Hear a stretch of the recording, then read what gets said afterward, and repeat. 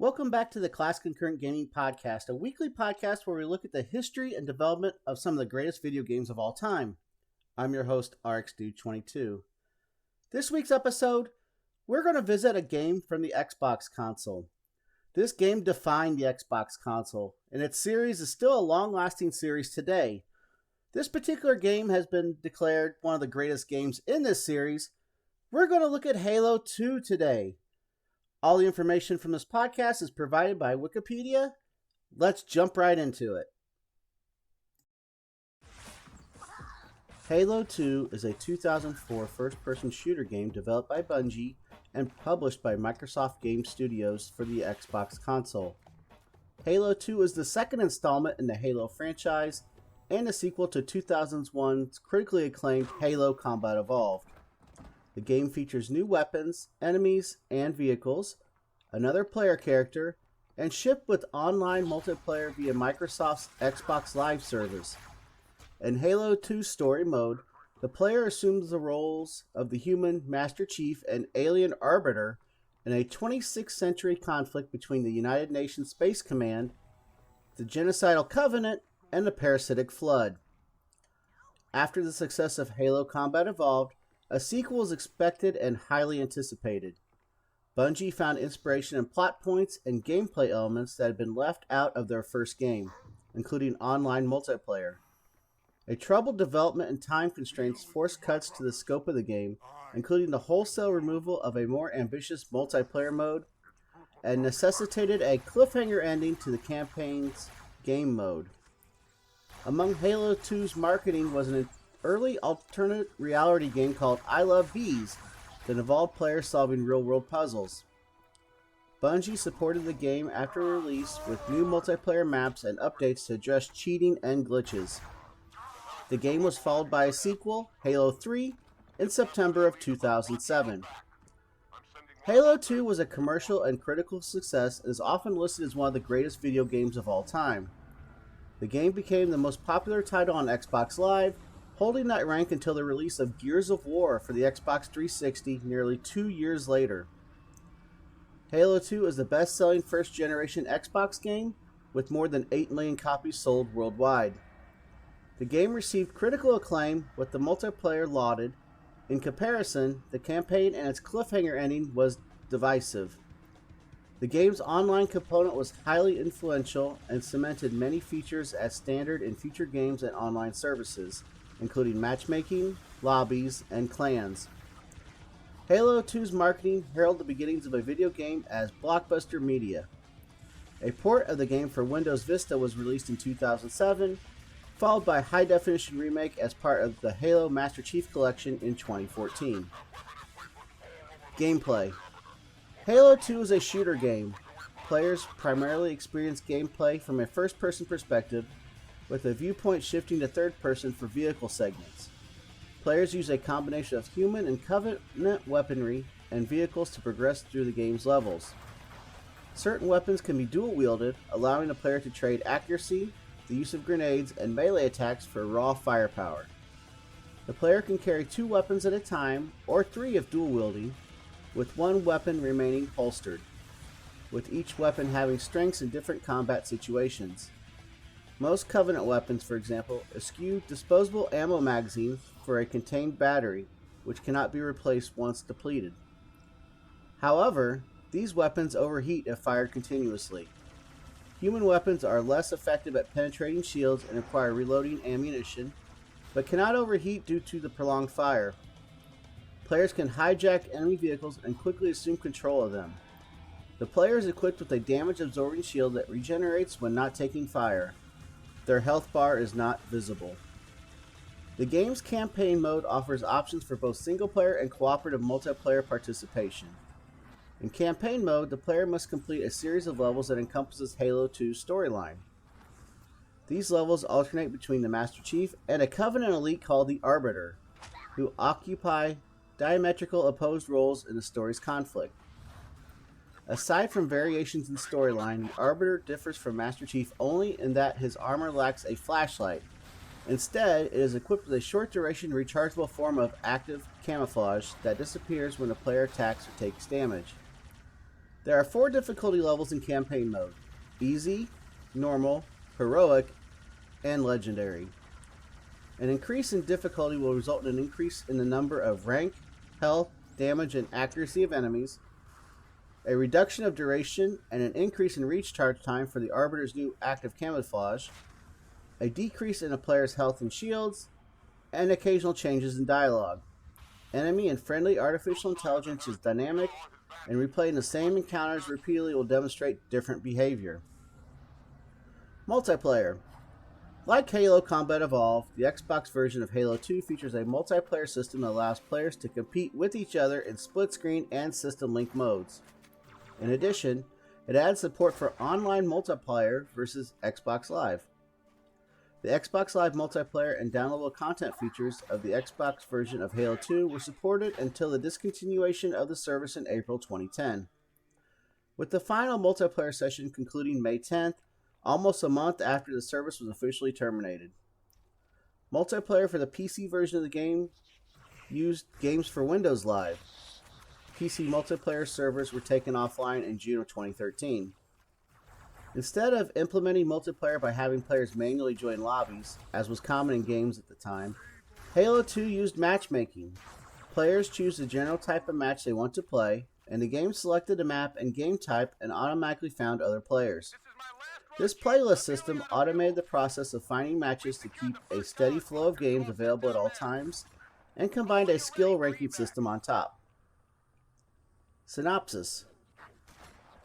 Halo 2 takes place in the 26th century. Humans, under the auspices of the United Nations Space Command, or UNSC, have developed faster-than-light slit space, travel, and colonized numerous worlds. Human worlds come under attack by a collective of alien races known as the Covenant. Declaring humanity an affront to the gods, the Forerunners, the Covenant begin to obliterate the humans with their superior numbers and technology. After the human planet Reach is destroyed, a single ship, the Pillar of Autumn, follows protocols and initiates a random slip-space jump to lead the Covenant away from Earth. The crew discovers a Forerunner ring world called Halo. Though the Covenant believe Halo's activation will lead to divine salvation, the humans discovered that the rings are actually weapons, built to contain a terrifying parasite called the Flood.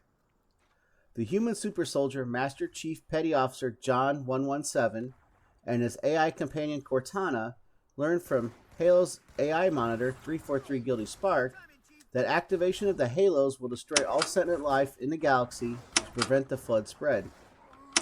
Instead of activating the ring, Master Chief and Cortana detonate the Pillar of Autumn's engines, destroying the installation and preventing the escape of the Flood.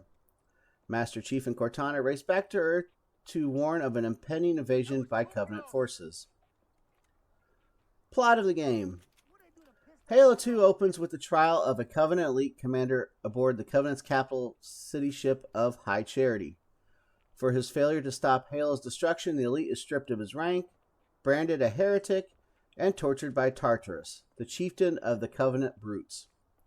Sparred execution, the Covenant leadership, the High Prophets, Truth, Regret, and Mercy give the elite the chance to become an Arbiter, a rank given to elites in time of great crisis or turmoil. As the Arbiter, the elite quells a rebellion and recovers 343 Guilty Spark.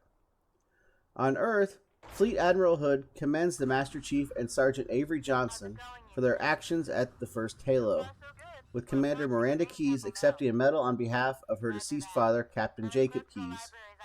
A Covenant fleet suddenly appears near Earth. In the ensuing battle, a single ship carrying the Prophet of Regret slips through Earth's defenses and besieges the African city of New Mombasa.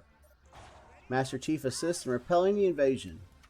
With his fleet destroyed, Regret makes a hasty slip-space jump, and Keyes, Johnson, Cortana, and the Master Chief follow aboard the UNSC ship in amber clad. The crew discovers another Halo installation. Realizing the danger the ring presents, Keyes sends Master Chief to kill Regret, while she and Johnson search for the Index, Halo's activation key. Responding to Regret's distress call, High Charity and the Covenant fleet arrive at the Halo. After Master Chief kills Regret, the Covenant bombarded his location. He falls into a lake where he is dragged away by tentacles. Regret's death triggers discord among the races of the Covenant as the Prophets give the Brutes the Elite's traditional role as their honor guard. The Arbiter subdues Johnson and Keyes and retrieves the Index. Tartarus appears and reveals that the Prophets have ordered the annihilation of the Elites and sends the Arbiter falling down a deep chasm. The Arbiter meets the Master Chief in the bowels of the Halo, brought together by a flood creature called the Gravemind.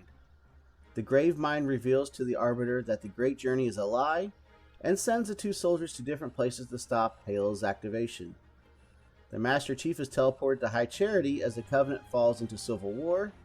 The Flood-infested and amber-clad crashes into the city, and Cortana realizes that the Gravemind used them as a distraction. As the parasite overruns the city, the Prophet of Mercy is consumed. As for Tartarus, the Prophet of Truth consigns him to the Halo with Keyes, Johnson, and Guilty Spark to activate the ring. Master Chief follows Truth aboard a Forerunner ship leaving the city. Cortana remains behind to destroy High Charity and Halo if Tartarus succeeds in activating the ring. On the surface of Halo, the Arbiter joins forces with Johnson and confronts Tartarus in Halo's control room. When the Arbiter tries to convince Tartarus that the Prophets have betrayed them, Tartarus instead activates the ring and a battle ensues. The Arbiter and Johnson kill Tartarus while Keyes removes the Index. The unexpected deactivation sets Halo and all the other rings on standby to remote activation from a place 343 Guilty Spark calls the Ark. Meanwhile, Truth's ship arrives at Earth and Master Chief informs Admiral Hood that he is, quote, finishing this fight. In a post-credit scene, Gravemind assumes control of High Charity. Cortana agrees to answer the Flood Intelligence's questions. Development. Halo had never been planned as a trilogy, but the critical and commercial success of Combat Evolved, selling more than 5 million copies in 3 years, made a sequel expected. Xbox General Manager Jay Allard confirmed Halo 2 was in production at Electronic Entertainment Expo 2002 with a plan to release in time for holiday 2003. Many at Bungie wanted to make a sequel building on cut ideas from Combat Evolved with a more ambitious follow-up. The added publisher support for a sequel allowed greater leeway and the ability to return to more ambitious ideas lost during Combat Evolved's development. Not satisfied with merely adding back cut content to the sequel, designer Jamie Griesmer recalled that the team, quote, tripled everything, rebuilding the game engine, changing the physics engine, and prototyping a system for stencil shadow volumes. The game's development would suffer from a lack of clear leadership. Early development discussions happened in small, unconnected teams that did not talk with each other. Bungie co-founder and project lead Jason Jones, who had been exhausted shipping Combat Evolved, similarly burned out during Halo 2's production. Jones left the project to work on another Bungie game, Phoenix, leaving fewer people to work on Halo 2. The departure of Bungie's co-founder Alex Serapian in 2002 caused additional friction and politics in the workplace where Serapian had once mediated tensions. Writer Joseph Staten described the team's ambitions thusly. Then we just plowed ahead, much like we done with Halo, with one notable exception. We ordered ourselves a giant sandwich, took a bite, but didn't realize exactly how big it was before we started in. And we did that across the board, technically, artistically, and story-wise. But of course, we didn't figure that out until way too late. Griesmer put it more bluntly. What's the phrase? Putting 10 pounds of crap into a 5-pound bag. We really tried to cram it too full, and we paid the price. An important feature for Halo 2 was multiplayer using Xbox Live. Multiplayer in Combat Evolved was accomplished via System Link and had nearly been scrapped altogether in the rush to complete the game. Most players never played large maps, with a subset greatly enjoyed 16-player action, connecting consoles together with network cables for group play. We looked at the small set of fans who were able to do this, said engineering lead Chris Butcher, and just how much they were enjoying themselves, and asked ourselves if we could bring that to everybody. That would be something really special, really unique. Initially, Combat Evolved's multiplayer was supposed to involve larger maps and player counts than what shipped, and members of the team wanted to resurrect those plans for Halo 2. The smaller multiplayer modes and local split-screen capabilities of the first game would have been removed. Designer Max Hoberman successfully argued against wholesale removal of a successful component from the previous game. He was put in charge of a small team to further develop the small-scale arena multiplayer, while the rest of the team developed a larger warfare mode. Bungie promised in previews that the core of this multiplayer would be squad-based online battles between human Spartans and Covenant elites, with players able to call in airstrikes. Hoberman's pitch for Halo 2's arena multiplayer was to bring the fun of couch multiplayer online. As Hoberman was not an excellent video game player, he wanted to make sure the game remained fun for even lower skilled players, rather than catering to the very competitive ones. The system of playlist matchmaking allowing friends to, quote, party up, to play games together were crucial to creating a global community of players. The story for Halo 2 grew out of all the elements that were not seen in Combat Evolved. Jason Jones organized his core ideas for the sequel story and approached Staten for input. According to Staten, among the elements that did not make it to the finished game was a, quote, horrible scene of betrayal where Miranda Keyes straps a bomb to Master Chief's back and throws him into a hole in revenge for her father's death. Jason was going through a rather difficult breakup at the time, and I think that had something to do with it, he said. Staten and Griezmer discussed seeing the war from the Covenant perspective, forming the idea to have part of the game told from the perspective of a Covenant warrior known as the Dervish. Late in development, the Dervish became the Arbiter, after legal terms at Microsoft were afraid the game was sending a message about Islam. In February 2003, Bungie began developing a gameplay demonstration for E3 2003. The demo, which was the first gameplay seen by the public, showcased new enemies and abilities. Many elements of the trailer, however, were not game ready. The entire graphics engine used in the footage had to be discarded, and the trailer's environment never appeared in the final game due to limitations on how big the game environments could be. Elements like vehicle hijacking were entirely scripted, and in order to keep performance at an acceptable level, a Bungie staff member deleted objects from the game as the player passed through. The restructuring of the engine meant that there were no playable build of Halo 2 for nearly a year, and assets and environments produced by art and design teams could not be prototyped, bottlenecking development. Griezmann recalled that development was moving backwards, and after E3, the team realized that much of what the team had worked for the past 2 years would have to be scrapped. In order to ship the game, Bungie began paring back the ambitions for the single and multiplayer parts of the game. All other Bungie projects, including Phoenix, were cancelled, with their teams folded into Halo 2 to complete the game. The campaign was completely rethought and remained unplayable for more than a year while the multiplayer was being developed. Ultimately, a third act of the game where Master Chief and Arbiter come together on Earth to defeat the Prophets was cut entirely. Staten hoped that the resulting cliffhanger would be treated like the end of The Empire Strikes Back. Planned vehicles such as variants of the Warthog and an all-terrain vehicle were scrapped. With the single-player mode in trouble, very little had been done with the large Warfare multiplayer mode. Eventually, the entire Warframe mode was cut, and Hoberman's small team project became the shipping multiplayer suite. Engineer Chris Butcher commented, "For Halo 2, we had our sights set very high on networking. Going from having no internet multiplayer to developing a completely new online model was a big challenge to tackle all at once. And as a result, we had to leave a lot of things undone in order to meet the ship date commitment that we made to our fans." As one of Microsoft's tentpole games, the publisher had 2 full-time user experience researchers managing a team of game testers working on the title.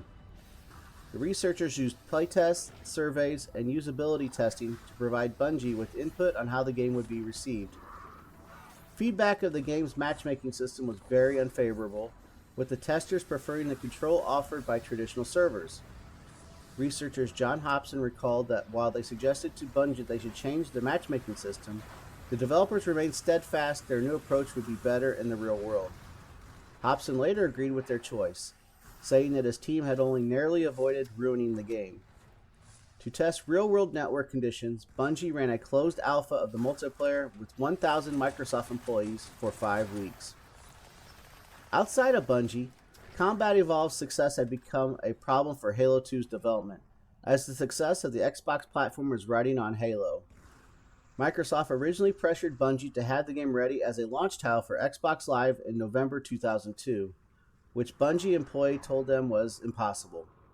At one point, Microsoft executives had a vote over whether to force Bungie to ship the incomplete game or give them another year of development time. Microsoft Studios head Ed Fries walked out of the vote and threatened to resign to get Bungie the extra time. Missing the Xbox last holiday season before its successor console, the Xbox 360, shipped was not an option. To hit its new November 9, 2004 release date, Bungie went into, quote, the mother of all crunches in order to finish the game. A lot of people sacrificed themselves in ways that should have never had to for your job, design lead Paul Bertone recalled. He kenneled his dog for nearly 2 months and slept in the office for the final days of development. Griezmer said that this lack of a polished period near the end of the development cycle was the main reason for Halo 2's shortcomings. Butcher retrospectively described Halo 2's multiplayer mode as, quote, a pale shadow of what it could and should have been, due to the tight schedule. Audio. Halo 2 soundtrack was composed primarily by Martin O'Donnell and his musical partner Michael Salvatori, the team that had composed the critically acclaimed music of Halo. O'Donnell noted in composing the music for Halo 2 that making a sequel is never a simple proposition. You want to make everything that was cool even better and leave out all the stuff that was weak. O'Donnell made sure that no part of the game would be completely silent, noting ambient sound is one of the main ways to immerse people psychologically. A dark room is spooky, but add a creaking floorboard and rats skittering in the walls and it becomes really creepy. Halo 2, unlike its predecessor, was mixed to take full advantage of Dolby 5.1 digital surround sound. In the summer of 2004, producer Nile Rodgers and O'Donnell decided to release the music from Halo 2 on 2 separate CDs. The first, Volume 1, would contain all the themes present in the game, as well as music inspired by the game. The second would contain the rest of the music from the game, much of which was incomplete, as the first CD was shipped before the game was released. The first CD was released on November 9, 2004 and featured guitar backing by Steve Vai. Additional tracks include various outside musicians including Stephen Vai, Incubus, Frankie Benjamin, and Hoobastank. The Halo 2 original soundtrack Volume 2 CD containing the game music, organized in suite form, was released on April 25, 2006. Release. Halo 2 was officially announced in September 2002 with a cinematic trailer, scheduled for a holiday 2003 release. The first major look at the game came with E3 2003 demo in May. Halo 2 was Microsoft's strongest showing at the event, and some journalists believe the game looked too good to be live gameplay and must have been a scripted cutscene.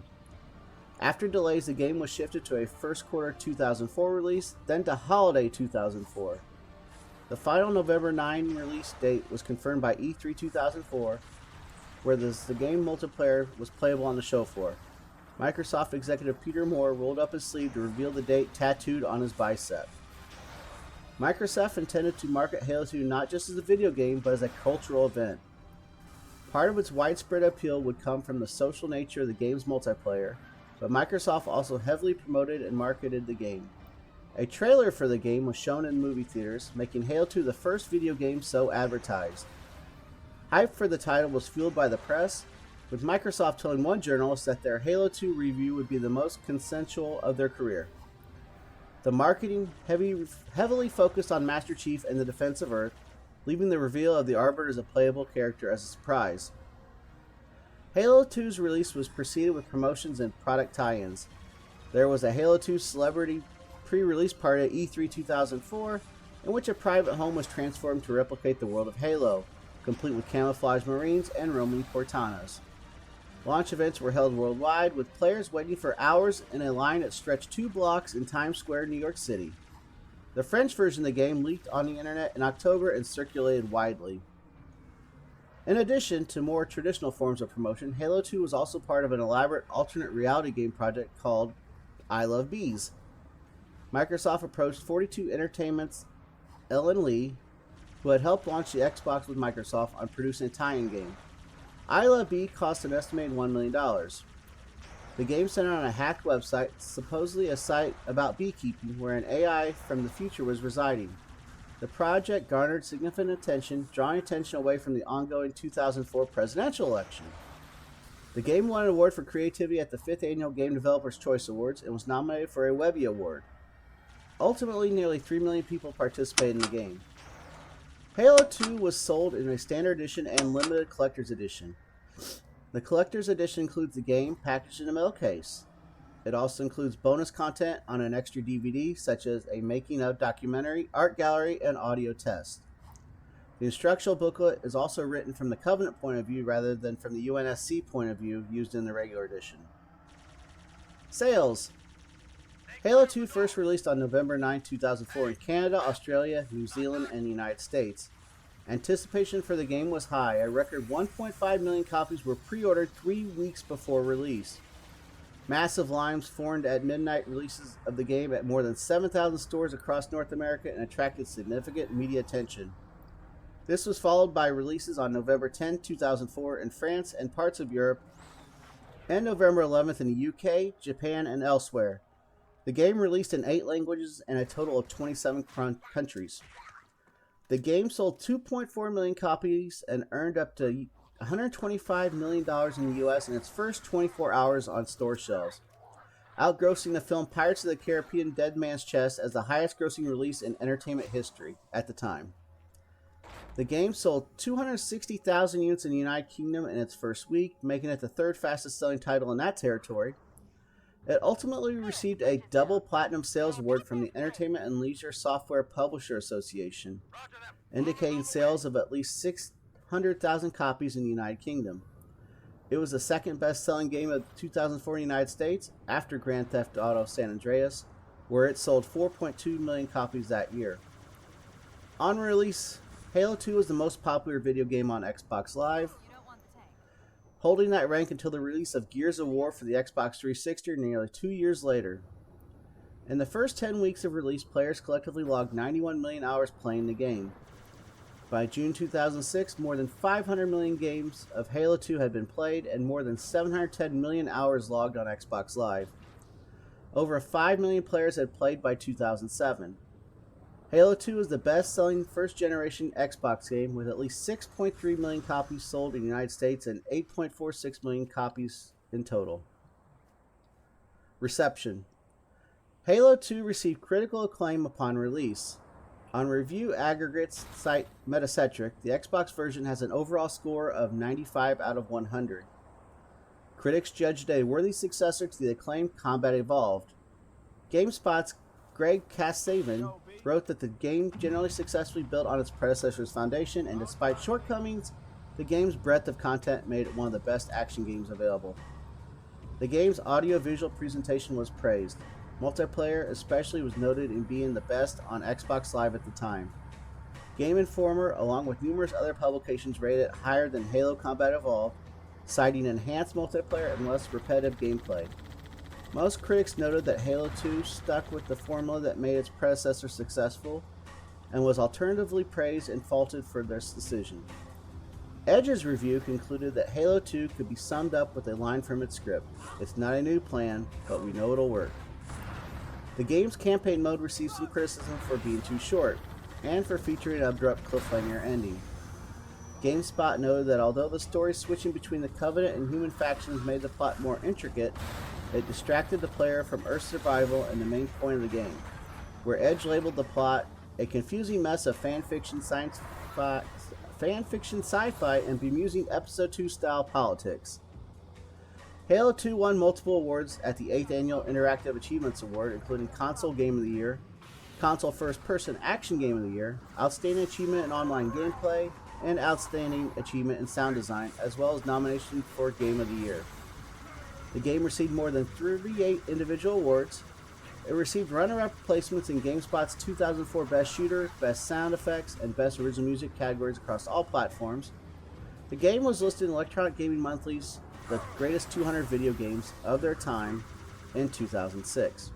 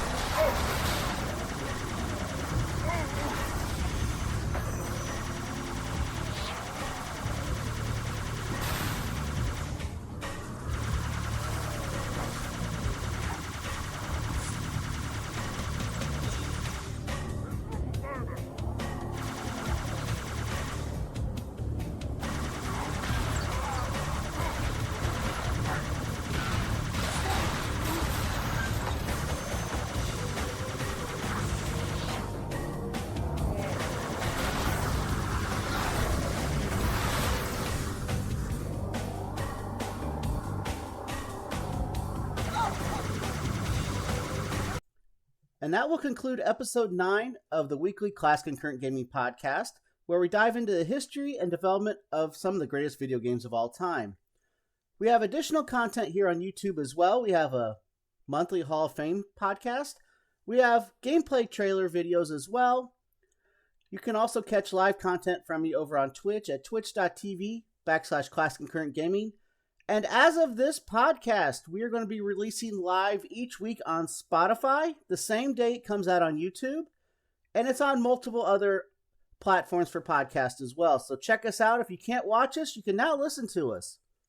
It's been RxDude22 from Class Concurrent Gaming signing out. Keep on gaming. See you on the next stream. Be good to each other. And we'll see you on the next podcast next week. Everybody have a great week, and we'll see you next time. Take care.